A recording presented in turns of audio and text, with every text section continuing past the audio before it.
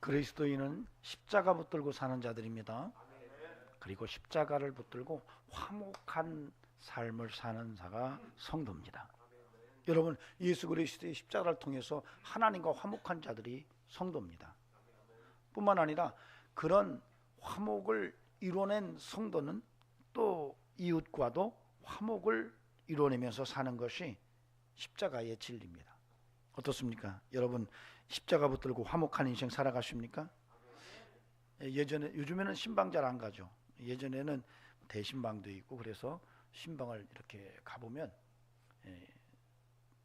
가정이 굉장히 화목한 느낌으로 확 다가오는 이런 영적인 감동이 있는 집이 있어요.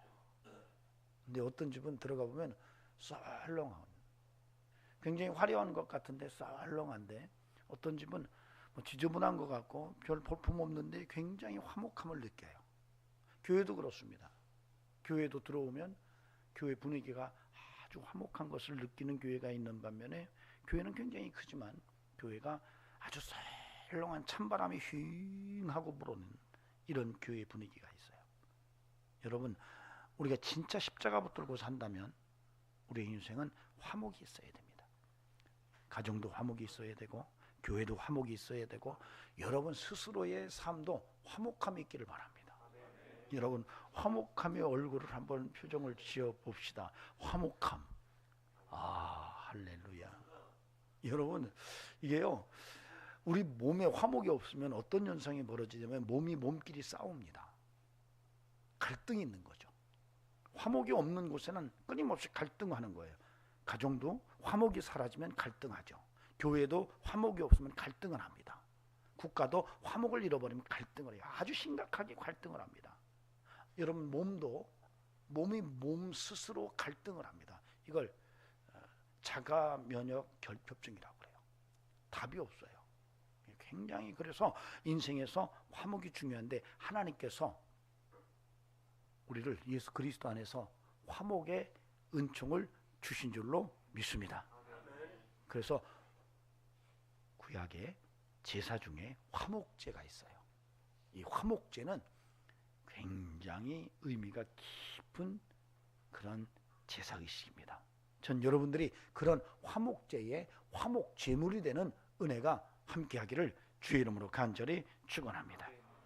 오늘날은 현대인들이 머리는 굉장히 큽니다. 공부는 많이 했어요. 머릿속에 들어있는 지식은 참 많습니다.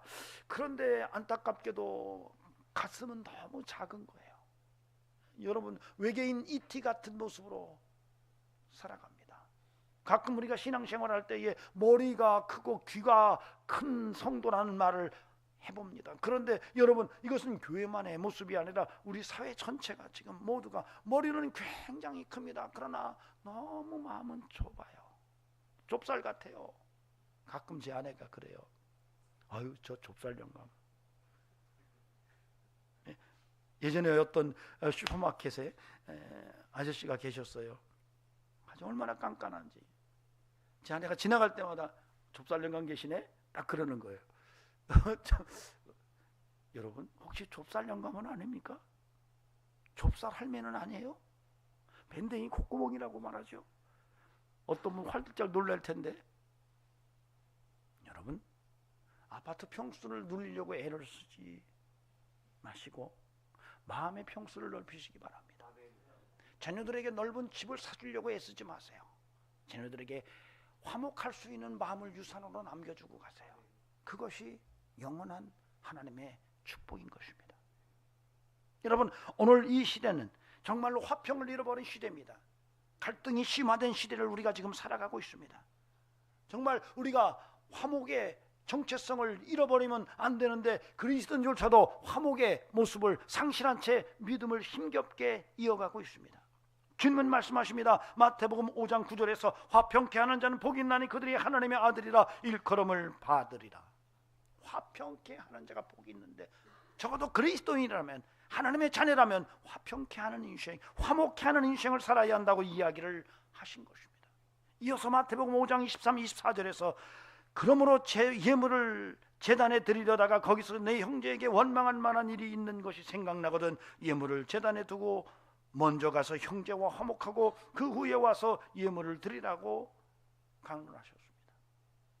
하나님 앞에 제물을 드리려고, 헌금을 하려고 그렇게 왔다가 화목하지 못한 일이 기억나거든 그 제물을 거기에 놔두고, 그 예물을 거기에 놔두고 먼저 가서 그 형제와 화목한 다음에 예물을 드려라, 이렇게 말씀하시는 거예요. 여러분, 하나님 앞에 예물을 드리는 것보다 화목이 더 귀하다는 이야기를 주께서 가르치신 것이죠.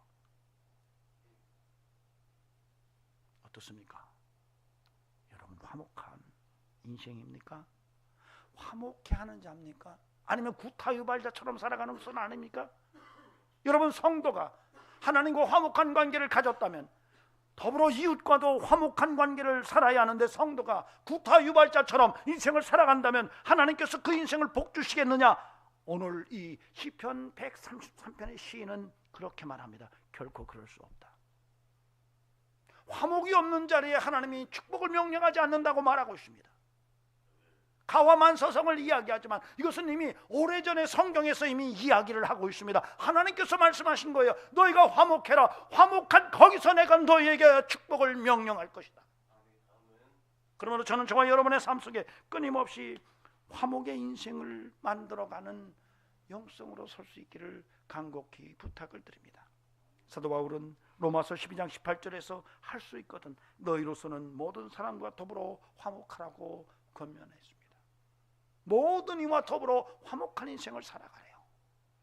여러분, 성도는 예수 그리스도의 십자가를 붙들고 화목을 경험한 인생입니다. 여러분, 이 화목의 인생이 정말 세상 속에서도 화목의 동력을 제공하는 통로로 쓰여질 수 있기를 간곡히 부탁을 드립니다. 그 친구만 끼면 싸움 난다니까. 아니, 그래, 그 친구가 오면 이거 해결할 수 있어. 여러분, 어떤 삶을 여러분이 살고 계시나요? 오래전에 어떤 목사님께서 그러시더라고요. 후배 중에 아주 독특한 후배가 둘이 있는데, 하나는 그 친구가 깨기만 하면은 웃으면서 시작된 일이 마지막에 싸움으로 끝난대요. 하여튼 희한하대요. 웃어서 좋게 시작한 일이 그 친구가 끼어있으면 반드시 마지막에는 싸우고 욕하고 헤어지는데, 한 친구는, 한 후배는 굉장히 어려운데도 그 친구만 들어오면 자연스럽게 웃고 나중에는 일이 잘 풀린다는 거예요. 나 기억 속에 잊을 수가 없대. 너무 대조적이래, 후배 중에. 여러분은 어떤 스타일입니까? 여러분이 살고 있는 지금 삶의 라이프 스타일은 어떤 스타일이에요? 여러분이 끼기만 하면은 웃고 시작한 일이 나중에 분쟁이 일어나고 갈등이 생기고 싸움으로 욕설로 끝나는가? 아니면 어렵고 힘들어서 모두가 정말 야 이거 모두 정말 힘든데 라고 하는데 여러분이 들어갔을 때 그것이 술술 풀려서 서로 웃고 헤어질 수 있는가? 오늘 성경 시편 133편은 너희가 화목해라, 화목이 축복의 시작점이라고 말합니다. 전 저와 여러분의 삶 속에 이런 화목의 기능이 살아있기를 예수 그리스도 이름으로 간절히 축원합니다. 자, 그래서 오늘 이 시편 133편을 통해서 짧은 세 구절의 본문이지만 화목의 소중함을, 그리고 그 화목의 인생의 결과가 어떤 것인지를 함께 들여다보고 우리의 삶을 조금 더 방향을 이 하나님 말씀으로 좀 모아놓는 이런 시간을 함께 공유했으면 좋겠습니다. 하나님의 음성이 들려지기를 주의 이름으로 축원합니다. 자, 오늘 본문에서 굉장히 중요하게 말하는 것은요, 화목이 가장 매력적인 영성이라는 것을 말하고 있어요. 이 시인이 화목이 가장 매력적인 영성이다. 여러분 한번 보시기 바랍니다. 1절을 보세요. 보라, 형제가 연합하여 동거함이 어찌 그리 선하고 아름다운고. 여기서 연합과 동거는 화목을 의미합니다. 누군가와 연합할 줄 알고 누군가와 함께 할 수 있는 이런 삶이 얼마나 선하고 아름다운가. 최고의 매력적인 영성임을 드러내고 있습니다. 정말로 이 시인의 이 고백은 오늘 갈등이 너무 심해서 정말 야 이거 어떻게 해결해야 돼? 라고 하는 이런 사회적 현실을 살아가는 저 여러분에게 십자가 붙들고 이 시인의 고백을 붙들고 함께 믿음으로 화목을 만들어내는 이런 성도의 삶이 드러나야 할 줄로 믿습니다. 전 저와 여러분에게 이런 정말 화목함이 있는 은혜가 있기를 간곡히 주의 이름으로 축원합니다. 근데 여기서 보라 이렇게 나왔어요. 이게 보라. 근데 여러분 성경에서 가끔 보라 이런 말이 나옵니다. 이거 힘내라는 말이에요. 이 힘내라는 말은 그 다음에 나오는 것을 굉장히 강조하는 거예요. 보라 할 때는 그냥 보라고 하는 거예요. 나를 봐라 이게 아니에요. 보라 힘내 할 때는 그 다음 내용을 강력하게 강화하는 이런 문학적인 기능을 합니다. 그러니까 보라 뭐가 중요한지 정말로 연합하고 동거함이 정말 중요하다라는 얘기를 지금 하고 있는 겁니다.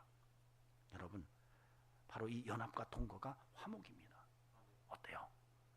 여러분 화목하신가요? 여러분 화목의 동력이 여러분의 인생인가요? 아니면 구타유발자처럼 인생을 살아가는 건 아닌가요? 저 인간 쳐다보면은 정말 주먹이 울어. 어떻습니까? 저는 부탁드립니다. 갈등 유발자가 아니라 화목을 만들어내는 그리스도인으로 살아가는 그런 축복이 있기를 간곡히 부탁을 드립니다. 네, 우리 속담에 굉장히 이 연합, 화목과 아주 밀접한 의미의 속담이 있습니다. 바로 콩 한쪽도 나누어 먹는다라는 말이에요. 우리 들어보셨죠? 콩 한쪽도 서로 나누어 먹는다. 여러분 얼마나 연합의 모습을 잘 표현했는지 몰라요. 그렇습니까?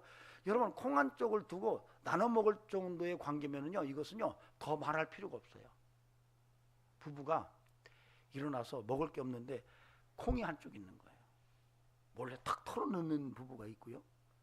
여보 콩 한쪽이 있어, 나눠 먹읍시다 하고 칼로 베어서 나눠 먹는다면, 갈등의 모습은요 반대예요. 콩 한쪽도 서로 먹으려고 싸운다는 거죠. 콩 한쪽도 서로 먹으려고 싸우려는 거. 여러분 이게 갈등이 심각한 거죠. 근데 현대사회는 콩을 트럭으로 몇 트럭 집에다 쌓아놓고 더 먹으려고 다퉈요. 여러분 많이 쌓아놓고 나누면 안 되나요? 많이 쌓아놓고 갈등해요. 우리 사회는 지금 심각한 질병을 안고 있습니다. 많이 쌓아놓고 콩을 수십 톤을 쌓아놓고도 더 내가 콩을 먹으려고 눈에 불을 켜고 사는 인생이에요. 갈등이 심화된 인생입니다. 풍성하다고 갈등이 없는 게 아니더라고요. 저는 우리 성도들이 많이 쌓아두고 갈등하는 게 아니라 많이 쌓아두고 베푸는, 그래서 더 화목해지는 이런 인생이 함께하기를 주의 이름으로 축원합니다. 여러분 인생 정말 많이 콩을 쌓으세요. 그리고 여러분 그 많이 쌓아놓은 콩을 여러분 함께 나누면서 함께 웃고 함께 화목한 삶을 한번 만들어 보시기 바랍니다. 여러분 교회 공동체 속에서 그런 모습, 그런 영적인 모습이 드러나야 돼요. 성도들이 야 나 혼자 먹기는 너무 아까워. 야 우리 교회 가서 우리 목사님하고 우리 장로님하고 우리 집사님들하고 같이 먹어야지. 그래서 막 힘겹게 차에다 싣고 와서 함께 먹자고. 이거 나 혼자 먹기도 조금 부족한데 나 혼자 홀딱 먹고 말지. 그러지 않기를 바랍니다. 자, 옆 사람 붙들고 우리 화목으로 삽시다. 예. 잠언 17장 1절에서 이렇게 말합니다. 마른 떡 한 조각만 있고도 화목하는 것이 제육이 집에 가득하고도 다투는 것보다 나으니라. 여러분 정말로 우리가 무엇을 중시해야 하는지를 알아야 돼요.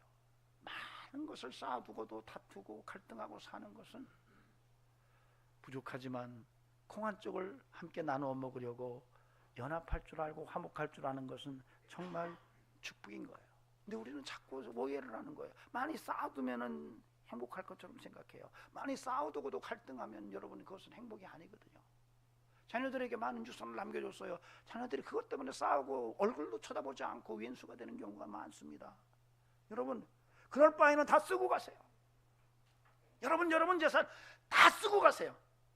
자식들이 그럴 거예요. 너무 쓰는 거 아니야? 네 거냐 이놈아? 저는 뭐 우리가 쓰고 남겨줄 것도 없지만 오늘 다 쓰고 갈 겁니다. 예나야, 제가요, 제 아내가 한번 그래요. 당신 몇 살까지 살고 싶어? 그랬다. 250살 처음에 그랬어요. 그 너무한 거 아니야? 예나야, 너 큰일 났다. 아빠 250살까지 산댄다. 그러더라고요. 그래서 줄였어요. 150살. 제가 왜 그렇게 얘기하냐면요, 여러분 교인들 가운데 병들어서 죽게 생긴 사람이 오세요. 그러면 제가 기도 중에 그래요. 주님, 제가 10년 덜 살 테니까 저분 10년 떼주세요. 여러분, 저 그렇게 기도합니다. 그러니까 250살도 부족해요. 우리 조평국 성도님 여기 계시지만 저분 오셨을 때 제가 그랬어요. 주님, 저분 제 생명 좀 떼서 주세요. 그래서 250살이에요. 요즘에 제가 건강진단 받았더니 그렇게 많이 못 산다고 나왔더라고요. 우리 딸이 야, 괜찮다 이렇게 생각했을 거예요. 우리 아내가 보고 예나야, 안심해도 되겠다 이제는. 여러분, 우리 정말 화목한 인생을 살아가는 그리스도인으로서 정말 화목이 가장 매력적인 영성이라는 것을 아시고 정말 더불어 화목할 줄 아는 믿음의 삶이 저 여러분에게서 확인될 수 있기를 간절히 바랍니다. 바울 사도가 고린도후서 5장 17절에서 누구든지 그리스도 안에 있으면 새로운 피조물이라 이전 것은 지나갔으니 보라 새 것이 되었도다 이렇게 말해요. 새로운 피조물 됐다. 그러니까 예수 안에서 하나님과 새로운 피조물 됐다 이렇게 얘기하는 거예요. 거기서 너희가 하나님과 화목한 관계가 되었다면 그 직책을 너희가 감당하는 성도의 기능이 있어야 된다 이렇게 얘기를 해요. 이 말은 뭐냐면 내가 하나님과 화목하게 됐다면 그 하나님과 화목하게 된 관계를 감당하는 많은 사람들에게 너희도 하나님과 화목한 인생을 살아야 돼. 요 기능을 해라 이런 말이거든요. 근데 이 말 속에는 더 큰 광의적인 함축성을 가지고 있어요. 그것은 하나님과 화목한 관계에 있는 사람은 또 일반 세상의 많은 사람들과도 더불어 화목하는 삶이 가능해야 된다는 게 이건 저절로 되는 거예요. 그래서 이 십자가 속에서 그것이 확인됩니다. 십자가는 하나님과의 나와의 관계의 화목성이고 또 옆으로는 이웃과 더불어 화목성을 상징화한 거예요. 여러분, 그래서 저는 우리 성도들의 삶 속에 하나님과의 화목이 실제적으로 경험됐다면 여러분의 삶을 통해서 여러분 주변의 사람들과도 화목하면서 화목의 역동성을 이 사회 속에서 드러내면서 세상의 갈등이 회복돼서 화목으로 변화되는 이런 축복의 통로로 우리 성도들의 삶이 쓰여질 수 있기를 간곡히 부탁을 드립니다. 여러분, 그래서 교회가 가장 중요한 매력은요, 교회가 화목해야 돼요. 성도가 얼마나 많으냐, 여러분 건물이 얼마나 화려하냐, 이게 중요한 게 아니에요. 우리 자꾸 거기에다가 마음 뺏기지 않기를 바랍니다. 여러분, 교회가 건물을 잘 지었어요. 성도도 굉장히 많아요. 그런데 주일 예배 시작 전에 싸움이 벌어져서 목사님 설교 못합니다 하면서 조폭들이 들어가지고 목사님 끌어내리고 반대편에서는 막 박수를 치고 이렇게 갈등한다면 그 큰 교회가 어떤 의미일까요? 그 많은 성도들의 수가 어떤 의미를 가질까요? 근데 여러분, 비록 많지는 않아요. 한 40-50명 보여요. 그런데 들어왔더니 너무 화목한 거예요. 얼굴만 봐도 화목이 흘러내려요. 옆 사람 한번 보세요. 화목이 흘러내리나. 모두가 막 인상을 팍 쓰고 앉아있는 게 아니라 막 달덩이처럼 막 얼굴이 환해서 덩실덩실 춤을 출 것 같아요. 여러분, 이런 교회가 정말 귀한 교회가 아닐까 저는 그렇게 생각을 해요. 여러분, 우리 교회를 그렇게 만들어 봅시다. 정말로 화목한 교회 공동체, 예수 공동체로 우리가 한번 교회를 잘 한번 빚어 봅시다. 아멘. 자, 이제 그래서 예배 후에는 화목의 표정으로 여러분 교회에서 생활하시기 바랍니다. 나가서 샹 하더라도 교회 안에서는 할렐루야 그러십니다. 대체적으로 제가 보면은 담배 피는 사람들은요 할렐루야를 잘 못해요. 화목이 부족해서 그래요. 왜냐면 막 무슨 일이 터지면 나도 모르게 담배를 탁 물거든요. 아, 이게 주님이요. 담배를 모는 순간에 마음이 편해진다 그러더라고요. 여러분, 그 마역이라고 그런 거예요. 여러분, 그리스도인은 적어도 열받은 일이 생기고 정말 확 한번 싸질러 봐 이럴 때에 주여 하고 이겨야지. 담배 어디 있어? 그럼 살 것 같다. 여러분, 저희 동네에요 아침마다 그 집에서는 못 펴 또 쫓겨나가지고, 집에서는 쫓겨나서 못 피고 꼭 거기 앉아가지고, 나이가 지금 거의 65, 70쯤 된 노인이 몇 사람이 꼭 거기 가서 앉아가지고 이렇게 피고 있는데 너무 처량해도 그렇게 처량할 수가 없어요. 본인은 지금 살 것 같죠. 살 것 같다. 그러지만은 본인은 여러분, 예수로 화목합시다. 아멘. 교회가 가장 매력적인 것은요, 화목이에요. 건물이 아니에요. 교인 수가 아니에요. 정말 가장 귀한 화목. 정말 갈등 유발자가 아니라 화목을 유발하는 인생으로 저와 여러분의 인생이 더욱더 축복의 영성으로 나아갈 수 있기를 간곡히 부탁을 드립니다. 이스라엘 백성들이 출애굽을 했어요. 첫 번째 전투가 아말렉과의 전투예요. 모세가 여호수아에게 나 산에 올라갈게, 너 전투해라. 그래놓고 모세는 아론과 훌을 데리고 산으로 올라가요. 근데 놀라운 일이 벌어져요. 아말렉과의 전쟁에서 신기한 일이 벌어지는데, 모세가 손을 들면 이스라엘이 이기고 손을 내리면 이스라엘이 지는 거예요. 높은 산에서 보니까 이거 참 신기한 일이에요. 그래서 모세가 그걸 보고 손을 내릴 수가 없어요.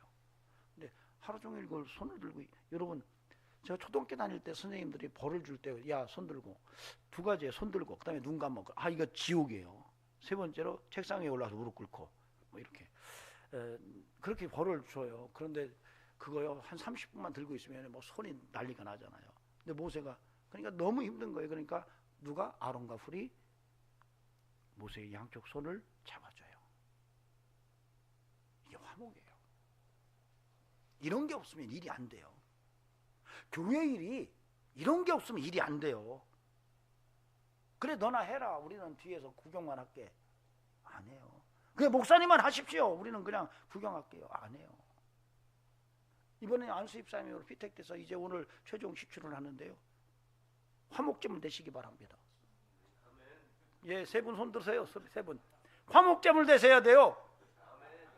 내가 안수 입사인데 어깨에 견장 찼다. 야, 자, 차렷, 열중샷. 이렇게 아니라, 주여, 제가 뭘 할까요? 그래서 정말 교회의 얻은 부분 다 보살피는 이런 화목제물이 되셔야 돼요. 그래야 교회가 화목이 확 살아나는 거예요.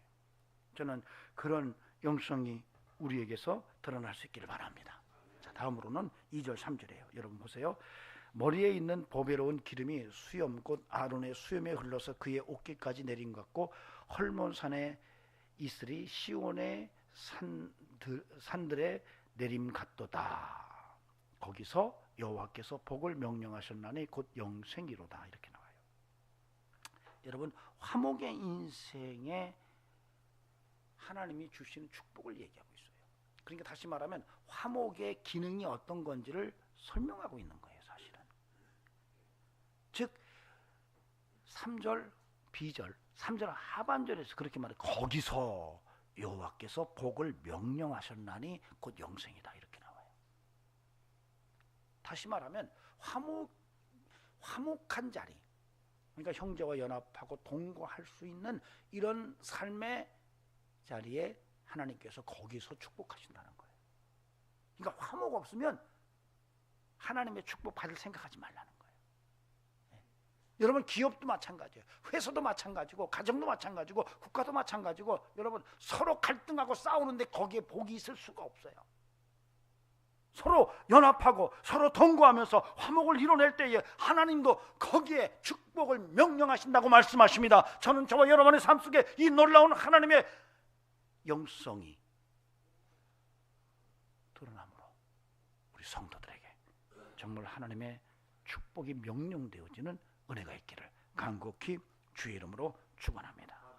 자, 그런데 보세요. 오늘 본문은 좀 구조적으로는 독특합니다. 1절은 보라 형제가 연합하여 동거하며 어찌 그리 선하고 아름다운고 했어요. 그 다음에 뚝 떠져서 3절 B절에 가면 거기서 여호와께서 복을 명령하셨나니 곧 영생이로다 라고 했고, 그 사이에 끼어있는 게 아론의 머리에 부어진 기름 얘기와 헐몬산에서 내려오는 이슬 얘기를 껴놨어요. 그래서 이 2절과 3절 A절까지의 내용이 사실 빠져도 본문을 이해하는 데 어렵지가 않아요. 그래서 이 본문은 사실 조금 이해를 좀 더 학문적으로 해야 되고 번역상의 문제도 조금 바꿀 필요가 있는 그런 시예요, 사실은. 그런데 거기서 중요한 것이 이 아론의 기름을 부었더니 아론의 기름이 수염을 통해서 옷깃으로 흘러내렸다는 거예요. 여러분, 아론은 제사장입니다. 제사장을 기름 부어요. 이것은 영적인 축복을 말합니다. 그 다음에 헐몬산의 이슬이 들판을 적신다는 거예요. 이것은 여러분, 이 헐몬산의 이슬이 내리는 것은 거의 비와 같습니다. 그래서 그 헐몬산 밑부분은 굉장히 비옥한 토지예요. 끊임없이 이슬이 내려서 곡물들을 자라게 해요. 이것은 육적인 풍요를 말하는 겁니다. 하나님의 축복을 설명하는 거예요. 그래서 화목하면 영적으로 육적으로 하나님이 복 주신다라는 얘기를 이렇게 비유적 언어로 설명했는데, 아론의 기름이 수염에 흘러서 옷깃으로 내려가는 풍요, 영적인 풍요를 말하고, 헐몬산의 이슬이 곡물 산들에 내리면서 곡물들을 키우는 것은 육적인 풍요를 말합니다. 여러분, 하나님께서는 화목한 자들을 들어서 쓰시고 그들을 영적으로 육적으로 부족함이 없이 풍성하게 채우시는 분이심을 믿으시면 아멘 하시기 바랍니다. 여러분, 그래서 여러분 예수 붙들고 화목의 인생을 살아가야 돼요. 근데 참 재미난 것은 오늘 본문을 조금 바꿔야 될 본문이 있어요. 마지막 영생이로다 이렇게 얘기 나와요. 사실 이 구약에서는 영생이라는 개념이 적극적으로 등장하지는 않습니다. 이렇게 영생이라고 아주 대놓고 말하는 것은 거의 성경에서 구약에서는 나타나지는 않아요. 근데 이게 번역의 실수 같아요. 제가 볼 때는 이게 번역을 어떻게 해야 되냐면, 여러분, 이 조금 하나님께서 복을 명령하셨나니 곧 영생이로다라고 그렇게 번역을 하는 것보다 제가 번역한다면 여호와께서 그 축복을 영원히 끊이지 않게 이어가도록 하실 것이다 라고 번역해야 된다고 봐요. 즉 다시 말하면 화목하면 하나님께서 영과 육의 풍성함과 번성함으로 복 주시는데 그것이 영원히 지속되도록 하나님께서 부어주실 것이다, 이 얘기예요. 뭔지 이해가 됐어요? 이렇게 번역을 하는 것이 옳은 것 같아요. 왜냐하면 이 마지막 영생이로다라고 하는 이 번역이 성경 속에서 조화를 이루지를 못해요. 그래서 여러분, 이게 중요하냐면, 왜 중요하냐면 자녀들에게 뭔가를 남겨주려고 자꾸 우리는 돈 생각하고 뭘 남겨주려고 그래요. 근데 성경은 그렇게 말하지 않아요. 화목을 남겨주래요. 화목을 유산으로 남겨주라는 거예요. 여러분, 이 생각하시기 바랍니다. 여러분, 여러분의 자녀들에게 화목한 삶의 지혜를 유산으로 남겨주라는 거예요. 이게 시인의 고백입니다. 근데 우리는 돈을 남겨주려고 그러고 땅을 남겨주려고 그러고 재산을 남겨주려고 그러고 어떤 권력이나 명예를 남겨주려고 하는데 아니라는 거예요. 성경은 너희가 화목이다, 화목이 중요하다, 화목을 유산으로 남겨줘서 그 화목을 통해서 하나님의 축복이 영원하기를 내가 원한다라고 이야기하는 거예요. 전 저와 여러분에게 오늘 이 사고의 변화가 일어나기를 바랍니다. 아하, 화목하게 사는 삶의 지혜를 자녀들에게 남겨줘야 되겠구나. 그러려면 내가 화목의 본이 돼야 되고 끊임없이 화목을 살아내야 돼요. 이웃과 막 싸우는 것을 아이들에게 보여주면 안 돼요. 얼마 전에 뉴스에서 그런 얘기가 나오더라고요. 식당에서 밥을 먹고 있는데 어떤 여자분들이 애들을 데리고 돌아가지고 옆에 있는 사람과 싸움이 붙었어요. 하도 싸움이 심해지니까 주인에게 남자분들이 아유 나 물이 너무 심각하다 주인에게 좀 말려달라고 그러니까 주인이 와서 아 그러시면 안 된다고 자꾸 그러시면 우리가 경찰에 신고한다 그랬더니 주인하고 싸움부터 주인 두드러 패고 난리가 났어요.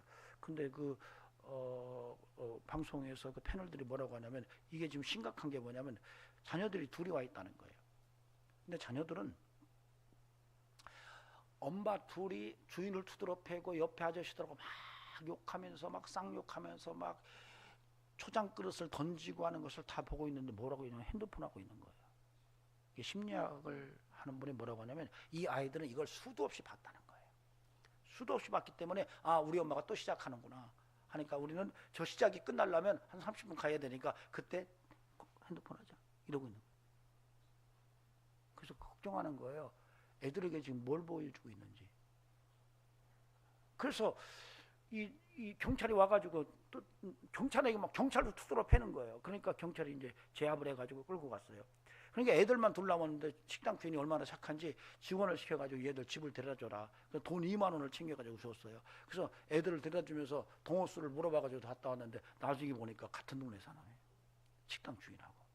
나중에 협박이 왔는데 너 이 동네에서 장사 못하게 할 거야 하면서 막 욕을 바락바락 하더래요. 이 정도면 정신병이죠. 근데 만약에 그가 그리스도인이라면 어떻게 할까요? 충격이잖아요. 그게 그리스도인이요. 그게 암흑의 집사요. 그러면 안 되잖아요. 그건 아니더라고요. 안심하세요. 왜냐면 그들이 그날 먹은 소주가 여자 둘이 소주를 7병을 먹었어요. 그러니까 술 먹고 싸우고 술 먹고 살인하고 술 먹고 사고치고 술 먹고 온통 죄 속으로 빠져 들어가는 거예요.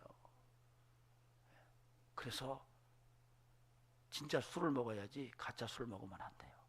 진짜 술은 주님, 가짜 술은 주님. 여러분, 그래서 여러분 인생을 자녀들에게 화목하는 삶의 모습을 남겨줄 수 있는 어버이들이 되셔야 합니다. 여러분 이런 은혜가 우리의 삶이기를 바랍니다. 구타 유발자로 사지 않기를 바랍니다. 정말로 화목의 동력을 제공하는 이런 인생으로 살아갈 수 있기를 바랍니다. 그렇다면 왜 우리가 그렇게 화목이 잘 안 될까? 성경적 근거를 통해서 몇 가지 나누고 싶은 것은 첫째로 여러분 교만 때문에 그래요. 교만한 사람들은 여러분 구타 유발자가 되기가 쉽습니다. 교만한 사람들은 갈등 유발자가 되기가 쉽습니다. 교만한 사람들은 화목을 이뤄내기가 쉽지가 않습니다. 바울 사도가 디모데전서 6장 4절 5절에 이렇게 말합니다. 교만한 사람은 변론과 언쟁을 좋아하며 투기와 분쟁과 악한 생각이 가득해서 마음이 부패해서 결국은 다툼을 일으킨다. 교만한 사람은 결국은 악한 마음이 가득해서 결국은 그것 때문에 다툼을 만들어낸다라고 이야기하면서 겸손하다고 말해요. 여러분 바벨탑을 쌓을 때에 그 바벨탑을 쌓기 전에 그들이 말해요. 우리의 이름을 내고 이 말이 굉장히 교만한 언어거든요. 그 탑을 쌓아서 하나님과 앞에 도전장을 내밀고 싶은 인간의 내면이 그대로 표현된 거거든요. 여러분 그들이 그 탑을 다 쌓지 못했습니다. 이렇게 여러분 내가 잘났고 내가 똑똑하고 내가 교만하다고 이렇게 생각하는 이런 사람들은 결코 화목을 만들어낼 수가 없어요. 그러니까 내 말 들으라니까 꼭 지고집대로 해가지고 그렇게 망해먹었단 말이야. 당신이 뭘 알아? 아니 당신이 알면 뭘 알아? 그 더러운 성격 좀 고쳐야 돼. 참 내가 참 돈도 못 벌어오는 것이 승질만 더러워가지고 이런 용어들은요 다 교만의 또 다른 모습일 뿐이에요. 그래서 여러분 우리는 교만을 꺾어야 됩니다. 저는 우리 성도들이 화목을 위해서 교만을 좀 꺾어내시기 바랍니다. 목이 곧은 백성이 꺾여야 돼요. 목이 꺾여야 그 다음부터 화목이 가능해지는 거예요. 여러분 저와 여러분에게 이런 은혜가 있기를 바랍니다. 바울도 날마다 내가 죽는다고 말했잖아요. 왜 그랬을까요? 화목 때문에 그런 거예요. 여러분 믿음의 거성인 바울도 날마다 죽노라. 저와 여러분의 삶 속에서 정말로 교만이 꺾이고 이제는 거기에 겸손이 세워져서 화목을 만들어내는 이런 믿음의 모습이 함께할 수 있기를 간곡히 부탁을 드립니다. 또 여러분, 미움이 갈등을 만들고 화목을 저해합니다. 미움을 마음에 품고서 어떻게 화목할 수가 있을까요? 제가 오래전에 우리 집사님 내외분이 한 번은, 부부의 갈등은 굉장히 심해요. 굉장히 갈등이 심한데 남자는 굉장히 그 수도문하고 여자는 막 까시락하고 막 과격하신 분이세요. 근데 부인이 한 번 그러더라고요. 목사님, 내가 우리 남편이 미우니까, 좋아졌을 때 얘기해요. 우리 남편이 미우니까 미울 때는 발자국 소리도 밉더래요. 뭔지 이해가 되세요? 남편이 들은 발자국 소리가 들으니 그게 밉더래요. 그리고 남편이 와서 이제 밥을 차려줬을 거 아니에요. 깍두기를 씹는데 어드득 너무 미워가지고 돌아 앉아버렸대요. 미우니, 그런데 그 사람이 미운 짓 하나요? 아니거든요. 내 안에 미움이 있어서 그래요. 내 안에 미움을 안고 있으니까 밉게 보이는 거예요. 그 미움을 뽑아내야 되는데, 여러분, 미움의 칼을 안고 내가 그 칼에 베이지 않을 수 있을까요? 내 마음속에 감춰놓은 미움의 칼이 지금 시퍼렇게 내 마음에서 움직이고 있는데, 그 칼이 찌르면 누구를 먼저 찌를까요? 바로 그 미움의 칼을 안고 있는 그 사람을 먼저 찌르지 않을까요? 주님이 말씀하십니다. 칼 가진 자들은 칼로 망한다. 여러분 마음속에 미움의 칼이 있다면 오늘 여러분 그것을 걷어내시기 바랍니다.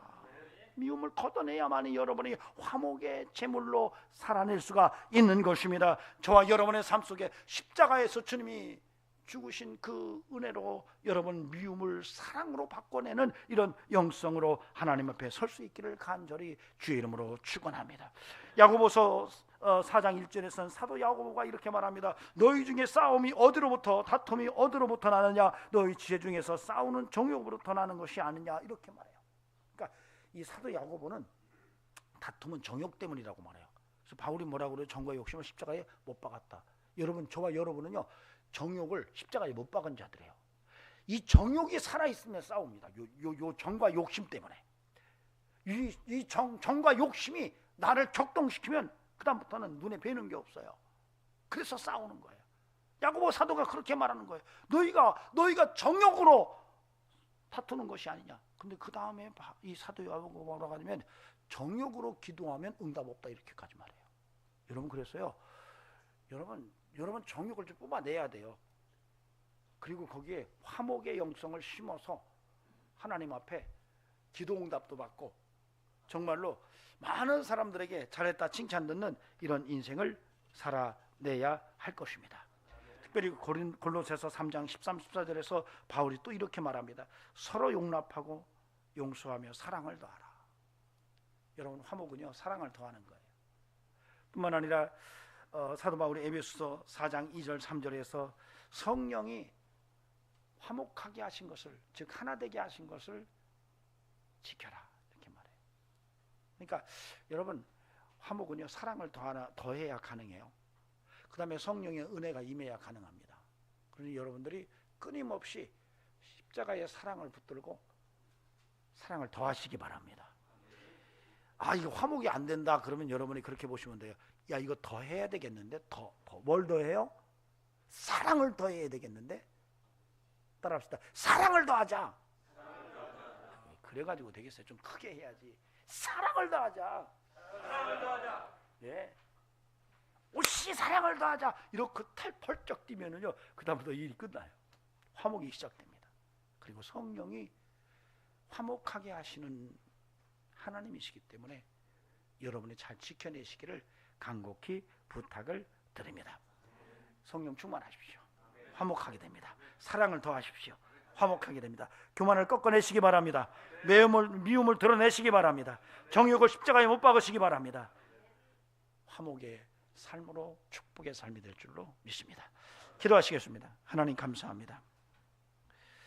우리의 인생 속에서 십자가로 화목한 은혜를 주셔서 여기까지 왔는데, 아버지 하나님, 더 화목을 이루어내게 하시고 거기서 축복이 시작된다는 것을 분명하게 깨닫고 화목을 귀히 아는 매력적인 성도가 되게 하옵소서.